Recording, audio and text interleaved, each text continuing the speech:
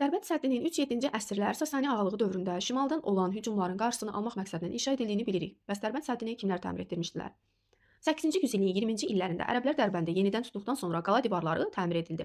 Nəyə görə buna yenidən deyirik? Ona görə ki, 7-ci yüzillikdə də ərəblər Dərbəndi tutsalar da, Ərəb-Xəzər müharibələrinin gedişatında geri çəkilməli olurlar və 8-ci yüzilliyin 20-ci illərində Dərbəndi yenidən tutub qala divarlarını təmir edirlər. 988-ci ildə Şirvanşahlar dövləti Dərbəndi özünə birləşdirdikdən sonra Dərbənd səddini və şəhərin qala divarlarını təmir edirlər. Və həmçinin Şirvanşah hökmdarı 1-ci Axistan da Dərbənd səddini təmir edənlər sırasındadır. Ona görə də əgər 10-cu yüzilliyin sonları, 12-ci yüzilliyin ikinci yarısı Şirvanşahlar dövlətinə aid oxşar cəhət götürürsə, onda biz Dərbənd səddinin təmir edilməsi və qala divarlarının möhkəmləndirilməsini götürə bilərik. Və Yusif ibn Əbu Sac Dərbənd səddini təmir etdirənlər sırasındadır. Bilirik ki, Sacilər dövləti ilk etnik dövlətimizdir. Azərbaycanı ilk dəfə vahid dövlətlə birləşdirən dövlətimizdir. Yusif ibn Əbu Sac 10-cu əsrin əvvəllərində Dərbəndi tabe edir, özünə birləşdirir və Dərbənd səddini təmir edir şimaldan olan sərhədləri möhkəmləndirmək məqsədilə.